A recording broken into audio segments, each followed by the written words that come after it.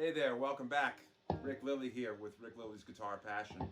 I've been playing for nigh on about 50 years. Been teaching guitar for basically, I think 40. I saw most of the great guitar players that people tend to want to emulate now in their own playing. You know, some of you guys are out there wanting to get into bands and work, and other guys are trying to play for fun at home. Some guys are acoustic guys and electric guitar guys, and I think to some extent, if I would say one thing, get the best guitar you can afford. Sometimes that means you're going to get the model of guitar perhaps that your hero played, and I think to some extent that that's a good idea. Along with, I think to some extent to learn to play like someone else for a while will get you into the realm of controlling your guitar's tone. And I've said it before, you can learn all the scales and chord forms and all that stuff that there are to know, but people don't really care what you know. They care how you feel.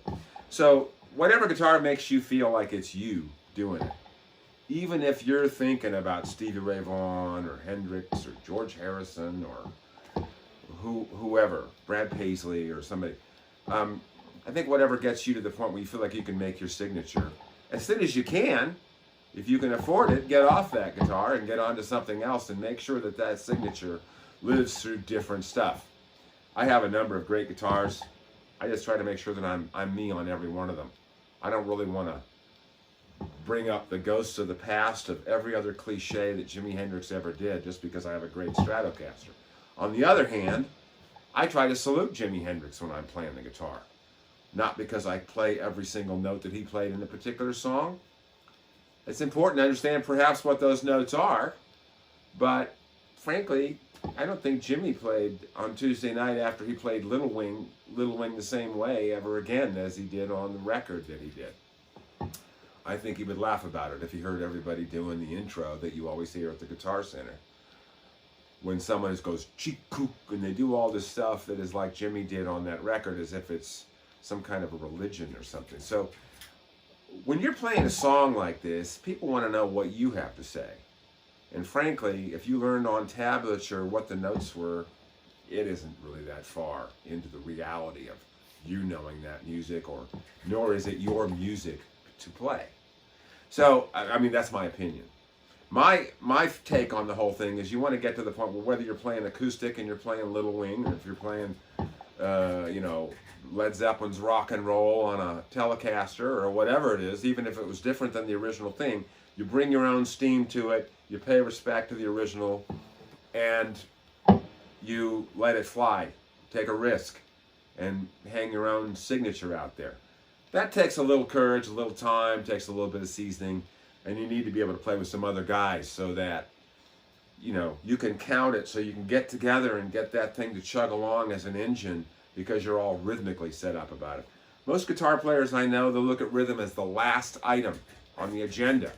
And you're not going to get it together in your ability to make a statement if you're not keeping time in your body, as we talked in another segment.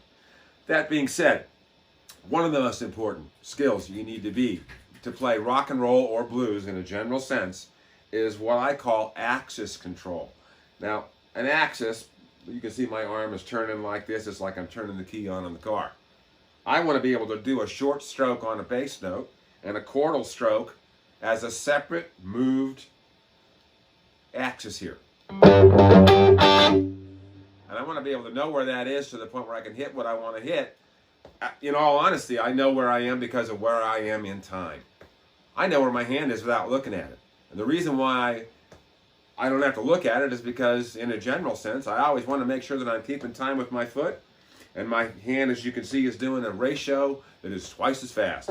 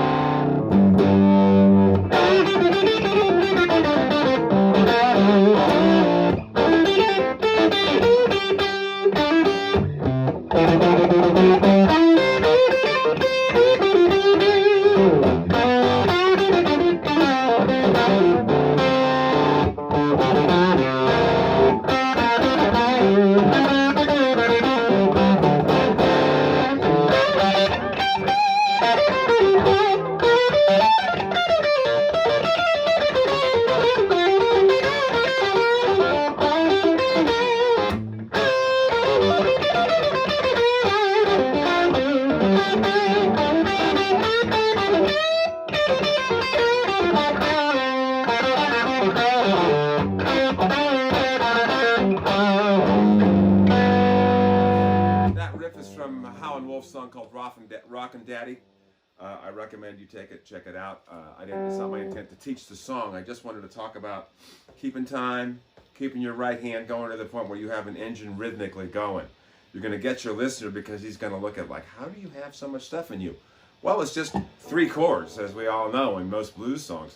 As long as I know where those chords are and I can play relative to a number of different forms of them, and I know where the roots of those chords are and ultimately where the thirds are, I can get my listener to go through every chord with me, and I'm not going to lose him.